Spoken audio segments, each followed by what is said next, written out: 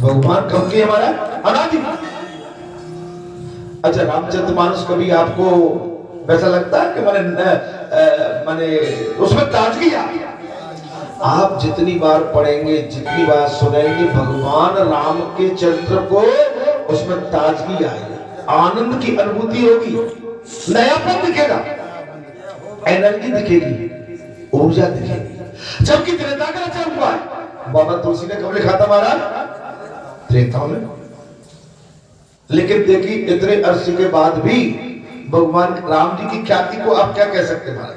उनके एक सर्व लक्षण संपन्न पुत्र हुआ है महाराज। एक पुत्र राजा के उत्पन्न हुआ है। पिता ने 12वें दिन श्रेष्ठ ब्राह्मणों को बुलाकर उसका महाराज नाम संस्करण किया। तदंतर राजा का लाड़ प्यार पाकर वो बालक प्रतिदिन बढ़ने लगा है, परंतु जन्म से गूंगा होने के कारण बोल नहीं सकता। बच्चा है, लाड़ प्यार है, लेकिन गूंगा है और मारा दिनों दिन बढ़ रहा है। तत्पश्चात उस बालक का 7वां वर्ष आने पर राजा बलभद्र ने मृत्यु को प्राप्त हो गया। महाराज 7वां वर्ष आने पर वो राजा था, बलभद्र मृत्यु को प्राप्त हो।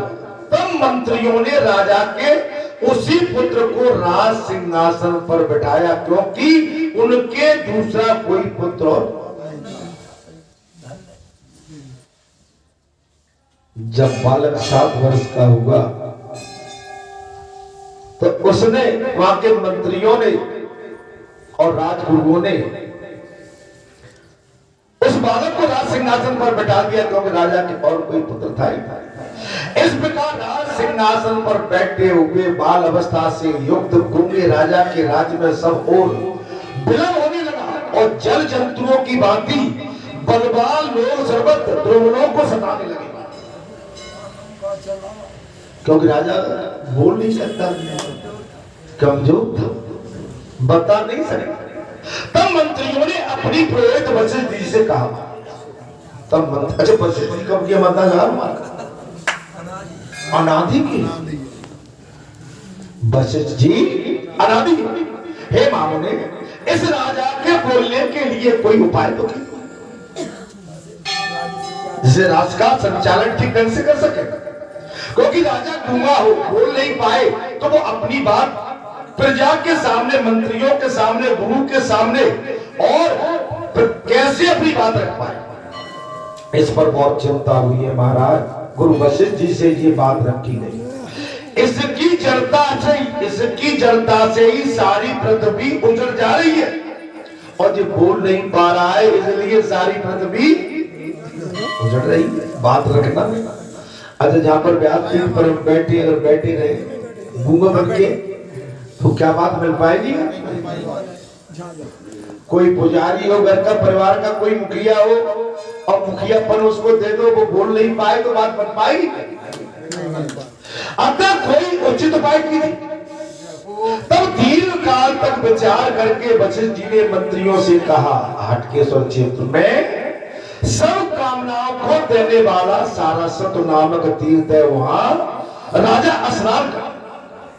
ये विचार विमर्श कर लिया महाराज और कहा कि हटकेश्वर तीर्थ में सारस्वत नाम का एक तीर्थ है, वहां उसमें जाकर स्नान करें तो निश्चित कोई बात बन सके। महर्षि वशिष्ठ जी के कहने से राजा अंबु बीजी ने तत्काल जाकर, उसका नाम था अंबु बीजी, उस तीर्थ में स्नान किया और उसी क्षण पे मधुर सुर से बोलने वाले वक्ता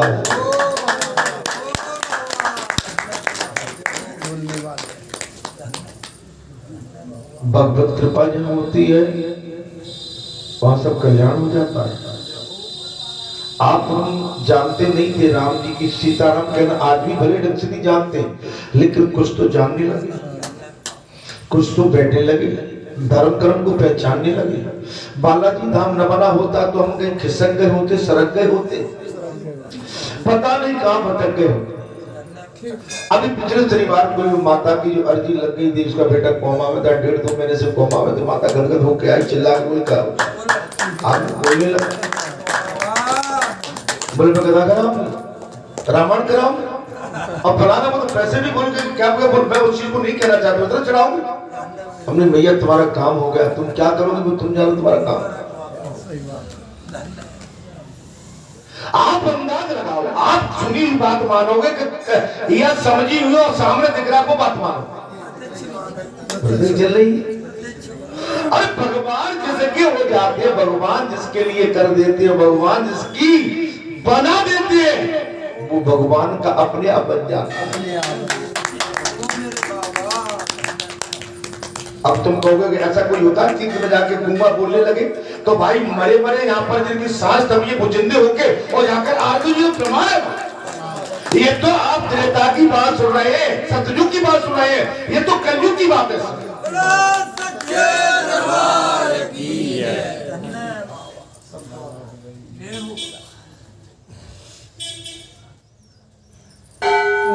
भाई आपको हमको ये समझना तो पड़ेगा कि भगवान है, शक्ति है, ईश्वर है।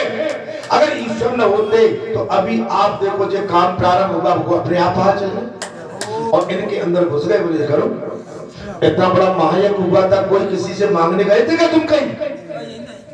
दुनिया का अनाज आया, दुनिया का रतन, दुनिया का धन, दुनिया का बल, संत इतने आए कि आज के युग में बड़े बड़े योगी है ना, ये बड़े बड़े संत जो महाराज ये चिल्लाते हैं कि हम ही संत हैं। बालाजी ने सिद्ध कर दिया था, इतने संत कहीं नहीं आए और ऐसे संत भी कहीं नहीं आए। दर्शन में मुश्किल है महाराज, आपको ठीक नहीं, ऐसे संत कहीं नहीं मिले। आप लोगों ने देखे नहीं, ऐसे संत आए थे, ओहो वो तो ऐसे लगता है जैसे रात में कोई सपना आता है ना, सपना टूट जाता, वैसी बात।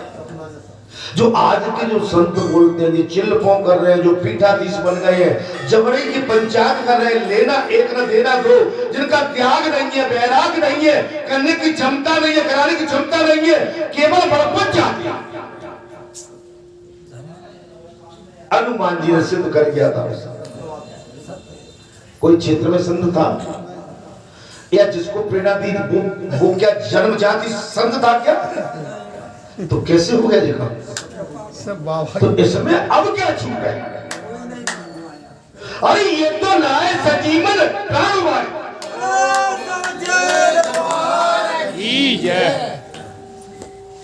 राम आत्मा है, राम विश्वास है, राम राष्ट्र है, राम सूर्य है, राम चक्र है, राम अग्नि है, राम सृष्टि है, राम प्रकृति है, राम सर्वव्यापी है, राम हमारी सांस है, राम हमारी आस्था है, राम हमारा सर्वस्व है, राम ही सब कुछ है। लक्ष्मण जिसका लक्ष्य मन में लग जाए, मेरी बात को समझ रहा, लक्ष्मण लक्ष्य और मन, और लक्ष्य और मन मिल गए तो वैसे ही।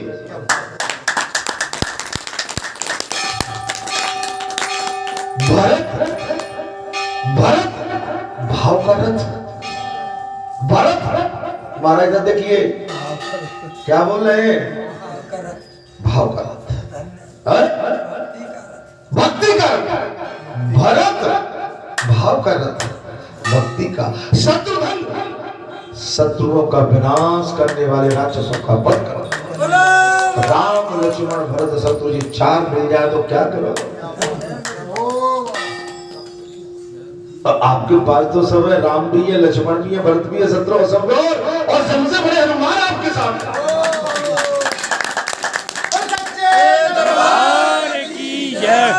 माँ भगवती आपके साथ, आपकी आस्था श्रद्धा, श्रद्धा विश्वास दो होती, एक चतुराई की श्रद्धा होती है और एक समर्पित श्रद्धा होती है। तो ये चतुराई का कोई काम नहीं है, यहाँ तो केवल आस्था श्रद्धा विश्वास है। यहाँ पर तो कोलू का बैल होता है, वैसी गति है, बोले तुम ये कोलू के बैल माने, ये सबसे बड़ी पूजा। चतुराई नहीं चाहिए, समर्पित भाव चाहिए। जहाँ बड़े बड़े स्थानों पर जो चतुराई, जो गद्दी लगाते हैं, जो सिंहासन आसन पर बैठ के माने केवल अपने को सर्वश्रेष्ठ घोषित करके भगवान को थोड़ा कर देते, भगवान को बड़ा बना के रखो, श्रोताओं को बड़ा बना के रखो। आप हमेशा छोटे हो। देखिए, छोटे बनोगे तभी कुछ पाओगे, बड़े बने तो कुछ नहीं पाओगे। बड़े बड़ाई ना करें, बड़े न बोले,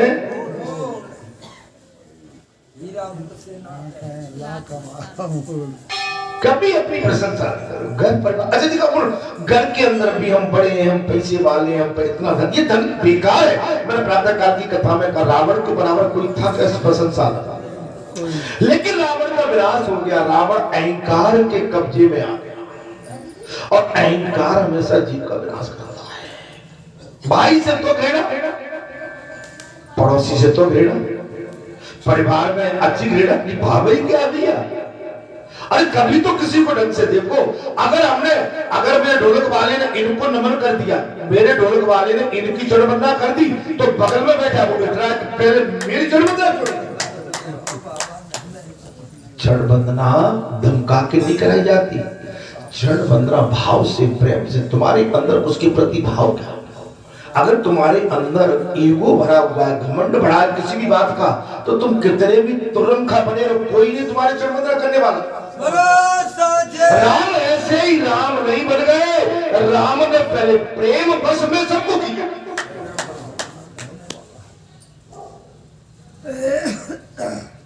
आप देखेंगे जब बैठा रहता है तो कोई आके नमन करता है तो वहां टर्न जो आ जाते, पहले जाऊंगा,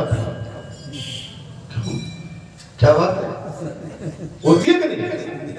लेकिन भाई इसका अधिकार अभी तुम्हारे पास है ही नहीं, क्योंकि जिसको प्रणाम कर रहा है वहां तो प्रभु की कृपा है। अच्छा, तुम्हें वो चाहिए तो पहले अपने जो मुंह सकोड़ा है ना तुमने, इसको बताओ, मेरे बाबा तुम्हारी जय। पहले अपने नेचर में प्रेम रस ला। अब मंदिर पे तो भाई सभी समान है ना, सभी समान। अब मंदिर पे भी आके मैं देखूं ये नहीं, ये तो कोई घर जैसी बात हो कि नंद द्वारा नहीं जेठानी घर में हो रहे हैं, घर पर तुम यहाँ, अरे यार फिर अंतर क्या रहा? अच्छा एक बात बताओ, मैं जबरदस्ती किसी से पैर छुड़वा सकता हूँ क्या? आप छुड़वा सकते, आप छुड़वा सकते हो? भाई प्रेम छुड़वाने के लिए पहले त्याग, वैराग, अपनत्व, सबको समानता, सबको भाव, किसी से ईर्ष्या नहीं, किसी से द्वेष नहीं, किसी से कलेश नहीं। और धर्म के स्थान पर अगर बैठे तो वहां तो तराजू बराबर की होने चाहिए, बराबर की।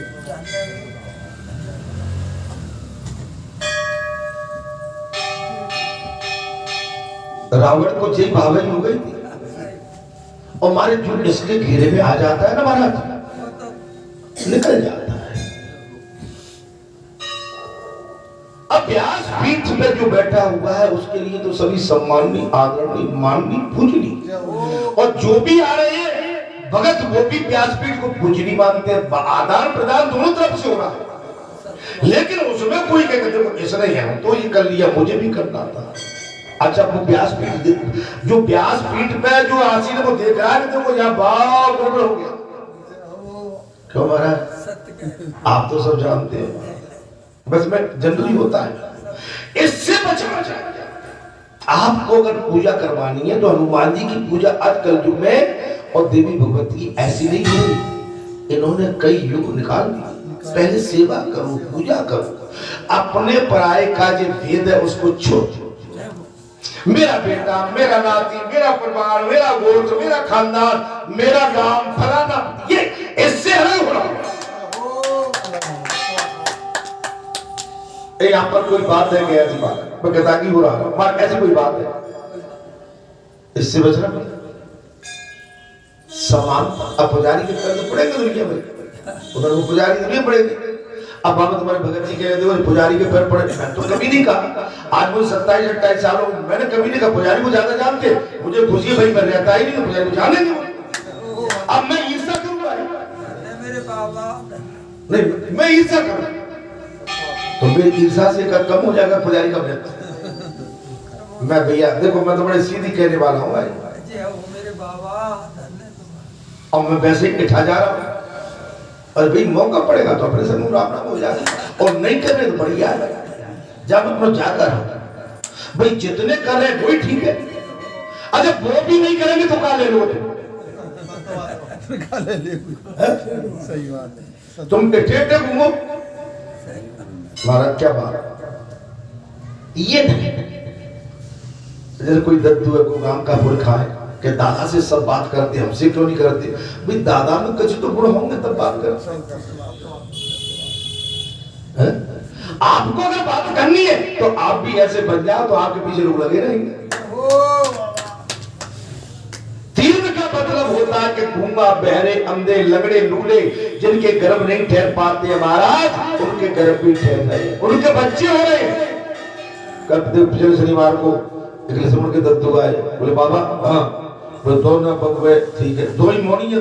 हाँ अब बबू बोले बाबा हमें मोड़ा चाहिए, तो भी तो मांगते ठाट से, और बाबा भी ठाट से कहते तो ले ले।